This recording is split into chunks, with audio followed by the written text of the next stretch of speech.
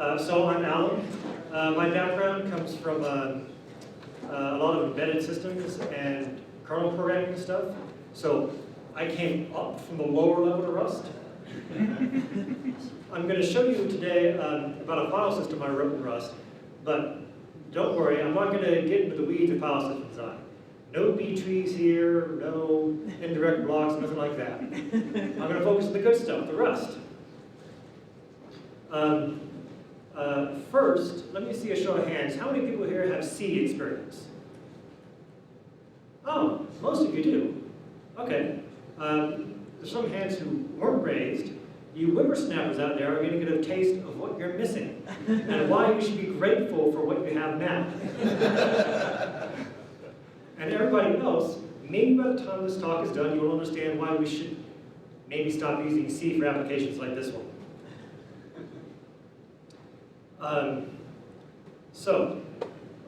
Let's talk about a little bit about what I was trying to do with beefs. I have been working on ZFS and make various improvements to the internals, but it's getting kind of frustrating. It was hard to test my changes because the test suite took 5 hours after I put in several months to get it running. And it doesn't have a vector tracer. There are no unit tests. I can test virtually nothing without reloading the kernel module. And then dtrace doesn't work unless I reboot. Plus, there's certain things that I just couldn't do in the file system. What actually got me started down this investigation was dedupe, of all things. I wondered why ZFS's dedupe took so much RAM that almost nobody ever uses it. I thought I could probably do better. So I spent a whole weekend trying to code my own version, and I was feeling really good. It looked like with a little work, I might be able to beat ZFS's RAM consumption by 10x. But then I thought better of myself and went to Google and found that other people had already beat ZFS by 1,000x. So I was almost 1% to the way of state of the art. At that point, I threw away all my code and just did research for a few months. Eventually, I started trying to write something again in C, but I wanted to have a low thread count. And what I discovered is that using the kind of a reactor, just like Mr. Leal was showing us, just doesn't work with C at all, unless you're willing to turn your code into complete spaghetti. So I moved to C++ 14, using a cool framework called C*, which is a little bit like Tokyo. And it was working out nicely, but still, it had all the drawbacks of C++. I kept seg faulting everywhere, there was no safety or anything. And then I discovered Rust from a snapshot post, probably in spring of 2016. And I've never gone back. I started designing beefs, and the main things I wanted for the file system were, first of all the good copy and write stuff, because I was used to ZFS. I didn't want to give up on any of that. And I wanted rebuilds to be faster. That was one of the biggest frustrations at my job in ZFS. Rebuilds were too slow for various reasons. ZFS's RAID Z was also too slow when you're doing random reads. That's why a lot of people don't use RAID Z if they have random workloads at all. I wanted to fix that. I wanted it to be defragmentable. That's something ZFS has never had, even though there's a rather notorious blog post from, I think, 2006 when somebody promised it was just around the corner.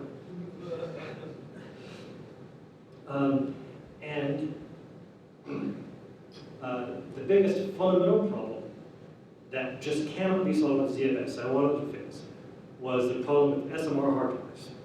Now I'm going to show you what SMR is.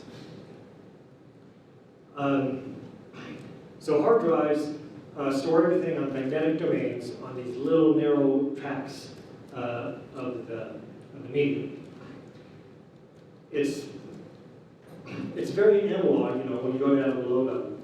And the magnetic field emitted by the right head doesn't have hard boundaries. A physicist just can't do that.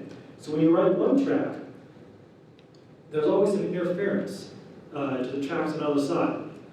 Every time you write a track on a hard drive, it slightly degrades the data to the adjacent tracks. This is not SMR hard drives, this is all hard drives. And so what you don't realize is your old hard drives for 20 years now maybe have been doing refresh cycles. If you write one track too many times, transparently in the operating system, they refresh the tracks to either side. This worked fine around the year 2000, But as hard drives started to get more dense, the tracks got closer together, the adjacent track interference problem got worse.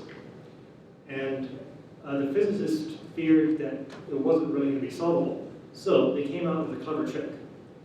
Here, I'm showing you the layout of a conventional hard drive. The read head is narrower than the write head. That's important. And there's always a gap between tracks. That's why you can operate randomly on a hard drive, but that gap wastes space. On an SMR hard drive, the gaps are entirely removed, and the tracks actually overlap themselves like the shingles on the roof of a house. So you get better density. The head is also kind of tilted. So instead of the write head spilling out beyond the read head on both sides, it's got a fairly sharp boundary on one side, and the magnetic field spills out more on the other side. So on an SMR hard drive, when you write one track, you basically completely obliterate the magnetic field on the media to one side, while leaving the field on the other side fairly intact. That's why SMR hard drives give you better density. But you can guess what the problem is. Now you've got to write the tracks in order. So SMR hard drives have this big challenge. All of the I/O needs to be 100% sequential. Not mostly sequential, which is what file systems have striven for decades, but it needs to be absolutely sequential or you lose the data. The hard drive vendors have tried to fix this in firmware, but it just doesn't work. You really need to do it at the operating system. Really needs to be built into the file system. A lot of other challenges fall out of that. Not only does the I/O need to be issued sequentially, but you need to allocate it sequentially. If you've got any kind of concurrency in your file system, you need to schedule all of the I/O sequentially. When you rebuild a disk in a RAID array, that needs to go perfectly sequentially too. Your file system can never, ever do an in-place update on the media. Even copy and write file systems of today, like ZFS and Hammer, which are mostly sequential, do occasionally update blocks in place on the media. And, oh, I didn't mention what a zone is, sorry. On an SMR hard drive, I/O must be purely sequential, but not over the entire media. The media is broken up into zones on the order of 256 megs, and then there's a gap track. So each zone must be read sequentially, but you can jump between zones all you want. Which gives us the fifth constraint.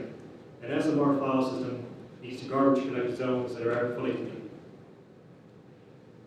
No existing file system can handle this when I started out, and still no copy and write file system can do it all. But when I started designing beefs, I realized that starting from scratch under the presumption that all I/O must be 100% sequential isn't just a challenge, it also solves several older problems. Block pointer rewrite, the process of moving a block from one part of the media to another, not so hard on a file system like FAT, is intractable on ZFS, and not so easy on ButterFS either. But it's easy in beefs because you have to do it all the time in order to garbage collect zones. Which means that, other features like defrag aren't impossible either. 100% sequential I/O makes the space maps a lot simpler because the allocation has to be purely sequential with no gaps. You just simply don't need to store much information in space maps. RAID rebuild is a lot easier because, again, you're forced to keep extra information in order to garbage collect zones, and you can use that to make the RAID rebuilds easier too. Most subtly of all, the famous RAID 5 write hole, which some RAID systems still don't solve, is a lot easier to solve when your I/O is fully sequential. But I'm not going to get into that part, I promise. I'm going to get back to Rust soon, just hold on. So, when I wrote beefs, it started with a fully sequential allocation policy and a strictly sequential I/O scheduler. I chose to use something very close to conventional RAID 5 and 6 instead of ZFS's RAID Z. It gets better random read IOPS and solves the RAID 5 write hole problem in a totally different way. The RAID is declustered, which is also pretty cool. It gives you main advantages. You get better IOPS if you're doing a rebuild and doing user I/O at the same time. and it's something that's mostly impossible to do on ZFS because of the RAID Z design. Dynamic striking is something Beef says. You can strike together multiple RAID arrays. That's exactly like ZFS. Metadata is stored in the B plus tree, very similar to BFFS. And I used Tokyo for a nice low thread count solution. So, the good part. Why did I decide to do this all in Rust? For the quarter who didn't raise your hands up there earlier, you probably don't appreciate this, but really, no matter how long you work in C, this never gets old. You never get past memory safety problems. I'm not going to go into why Rust is memory safe. You know all that. But God, I do like it. Rust can't do everything in the borrow checker though, especially when you're using Tokyo, especially when you're using futures 0.1. Supposedly this is better at async await. I haven't converted async await though. So you often need to use reference counting. And reference counting is so much easier in Rust than it is in C. Here's a small snippet of what reference counting looks like in C as it's used in FreeBSD. There's no RAII, so everything is procedural. You've got to remember to take out a reference every time you reference a variable and put it away. It's so hard, it's so failure prone, but in Rust, you have RAII, and it's just like one line. You don't even think about it. Secondly, again, most of your program in C, you're familiar with not having any kind of construct or polymorphism. It gets old. The FreeBSD kernel does have ways of doing this. Most C programs do by using like function pointer tables or something, but so much easier in a language like Rust. Here's one example of something that ZFS can't do, or at least doesn't do, and Beefs does. The cache is heterogeneous. Different kinds of objects can be stored in the cache. It's not just a plain byte array like what you have in the old buffer cache. And those objects behave in different ways. For example, serialization. With Beefs, you can store a deserialized object in the cache. Like in this example, I show a hash map. Accessing an object from the cache looks much the same whether you're storing a byte array or a hash map. When you need to flush the cache, the serialization happens transparently to the sync. Because the cache is heterogeneous, because Rust has built-in polymorphism. You probably could do this in C, but it's just so much easier in Rust. Secondly, and this is something that was very surprising to me when I first started learning about Rust, but embedding Rust into a kernel or to a deeply embedded system is actually easier than embedding C++. In Rust, you've got this cool no-stood attribute, which just cuts out stack overflow handling and every allocation and all that stuff. Basically, slap no-stood onto a crate, and if it compiles, you can put it in the embedded system. If it doesn't compile, there's about 12 new primitives you need to add, and then it'll work. But that's a whole subject for another talk. I'm not going to get into. I will say that while I haven't tried it yet, several people have. You can see some of these links for examples of running kernel modules written in Rust. Beefs, so far, is written in Fuse, but it'd be nice to put it in the kernel someday. Also, Rust doesn't have exceptions, which is really nice when working in the kernel, because the error codes that Rust does have are much easier, but they're much closer to the way you pass around errors in C. Next, Rust has Tokyo, which I've already heard a lot about today. Everybody else, except for Mr. Leha, seems to be using Tokyo for networking. But it can work for files too. I'm using the POSIX AIO API, which is essentially an asynchronous version of readv, writv, and fsync. On FreeBSD, it's fully asynchronous. There's no thread pool anywhere. And you get your status, you get return values by KQ, just like you do with for networking things. So I wrote a Tokyo module to handle POSIX AIO, and that's all of Beefs is AIO. I should mention that recently Tokyo has added a platform-independent TokioFS module, but it's not the same. For one thing, it's all backed by synchronous operations with the thread pool. And for another, it only does I/O at the file pointer, which means you can only have a single task accessing each file at one time. If you really want concurrent access, you need something more similar to POSIX AI. The downside is that this is the reason that Beefs only runs on FreeBSD, because only FreeBSD's implementation of POSIX AIO is complete enough. Linux doesn't have one, but the newly added IOU ring with more work is probably good enough to do it. Here's an example of how you use Tokio with file IO. This little snippet comes from an implementation of DE, you know, the old copy routine. So all it does is it loops over all the blocks you want to copy, reads a block into a buffer, and then it does a continuation, writes the block, and then maps the output value. This is using future 0.1 again. If you were using future 0.3 in async await, you wouldn't have to have these combinators. But basically, it's exactly the same as how you do network I/O. It gets a little harder when you're trying to do vector I/O because vector operations aren't primitives defined by POSIX AI. So we kind of have to fake those. The other thing that's a little non-intuitive if you're used to network I/O is that network I/O is all, what do they call it? Not completion-based. Network I/O is readiness-based. So when there's data ready for your socket, KQ or equal will tell you, go pull the socket and see how much data is ready. But POSIX AIO is all completion-based. So you say, I want to read or write exactly X bytes. And the kernel will tell you when exactly X bytes have already been read or written. It's usually not a problem, but it can,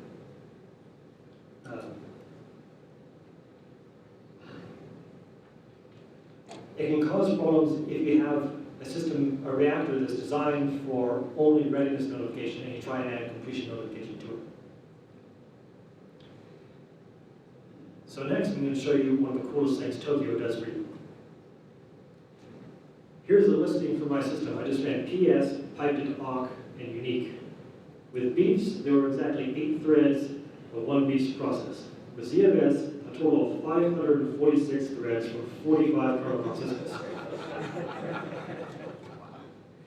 And it's not deterministic either. The thread count of ZFS varies, and I don't entirely understand why.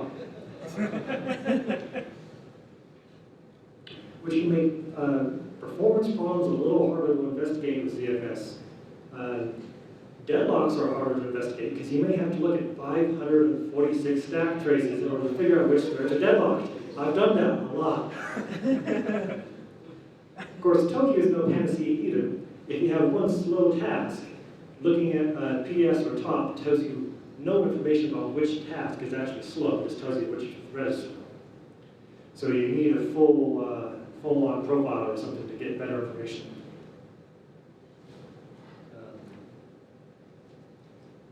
Here's another cool thing about Rust, which nobody's talked about yet today, is SMR-native. How many people have used SMR-native? Oh, good, most of you. Basically, anytime you ever want to serialize something to disk or to the network, use SMR-native. You should almost never use anything else in Rust. SMR-native is a proc macro. So you basically just slap this attribute in your structure, and all the serialization and deserialization code is automatically written. What I show here is a snippet of code from ZFS for writing the label.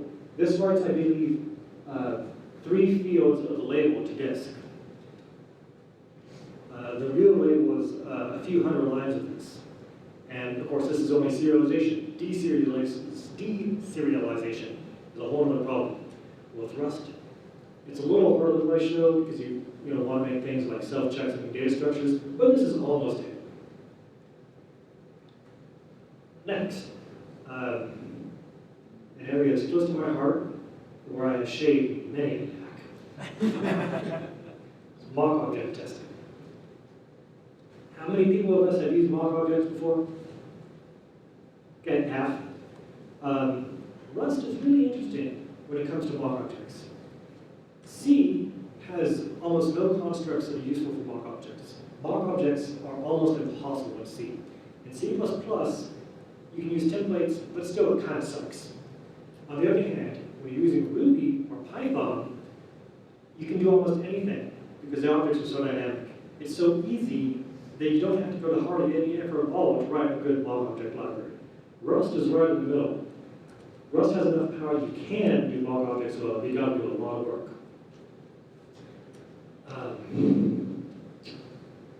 I wrote a mock object library earlier this year, but that's another presentation.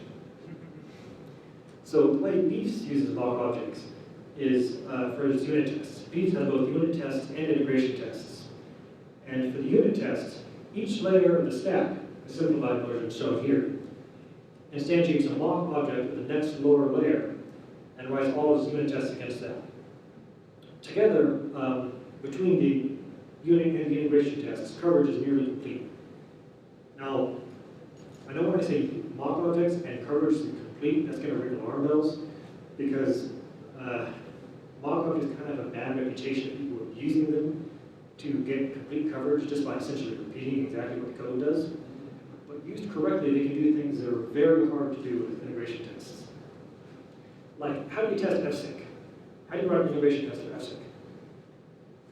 You can't, because it has no observable output. The API doesn't tell you what it did at all. It just tells you that it didn't crash.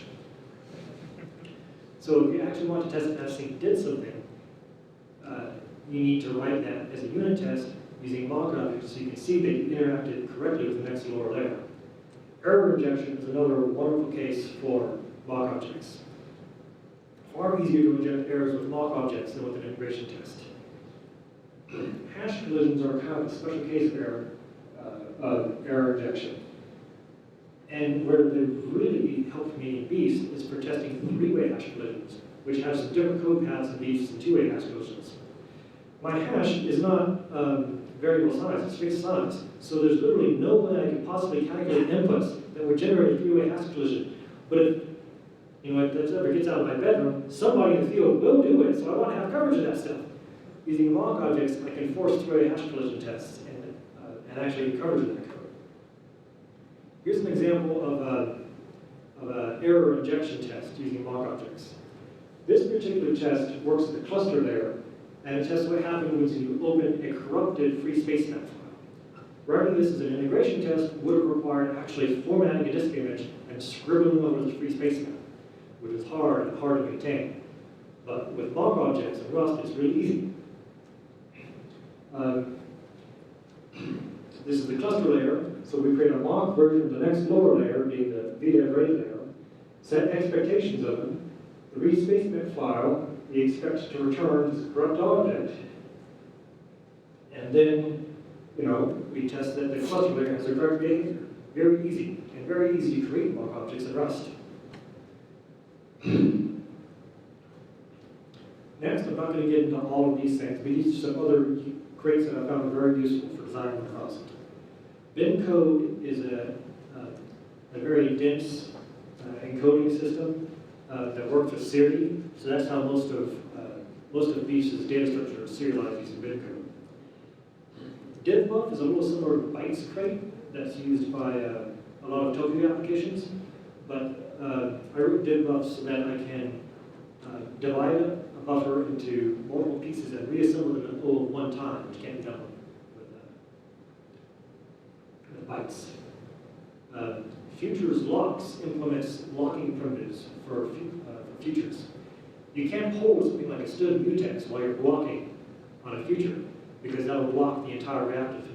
You need futures aware mutexes. So I wrote those, and now there's a partial implementation of those for futures 0.3 in the beta version of Tokyo. Mockall is the mock object library that I wrote, which you saw in that example. Permutahedron, I threw that in here not because it's super important, but because it has perhaps the coolest name of any Rust crate I've used. Permutahedron generates various permutations of sequences, which are useful for testing certain RAID behavior and I/O schedule behaviors. And Tokyo I/O pool finally is another Tokyo reactor that's good for I/O bound tasks or rather good for tasks that have a mixture of I/O and CPU loads. Because unlike Tokyo's regular reactor, it tries to keep tasks on a single thread. That's actually critically important on beefs because it's how I achieve the guarantee of 100% sequential I/O schedule. To be complete, I need to tell you why Rust sucks too. Fortunately, this is going to be very short. The biggest problem I have with Rust, by far, is FFI. It sure makes cross-compiling reads, but it ignores the header files of the system you're targeting. And that causes big problems with systems that use ELF symbol versioning. Linux users don't notice this very often because glibc scarcely uses ELF symbol versioning at all, and most Linux libraries don't. But in the BSD world, it's very popular. And Rust's libc still does not have a solution to this. This is the reason why any crate that you build can't use certain FreeBSD 12 functions. It basically all Rust code runs in FreeBSD 11 compatible. If you care about fixing this, please talk to me after the presentation. Secondly, there's a few things that just aren't available in Rust do. Rust's standard binary heap class doesn't allow you to specify your own comparator function, unlike C++'s, which does. So on my scheduler, I had to end up using 2 binary heaps, whereas I would have been able to use a single one if I'd been using C++. The borrow checker is a little bit frustrating because it's almost useless when you're using future 0.1 code. Though, supposedly it works a lot better with async await, and I can't wait to try it out. The dev tools are a little bit behind, as most of you noticed, and my pals over at FreeBSD are going to be very reluctant to accept any code in the base system because it needs an extra compiler. And FreeBSD carries along this compiler all the time, so adding anything in Rust to FreeBSD would increase build times by God knows how many hours. But overall, pretty good. My experience with Rust was very positive.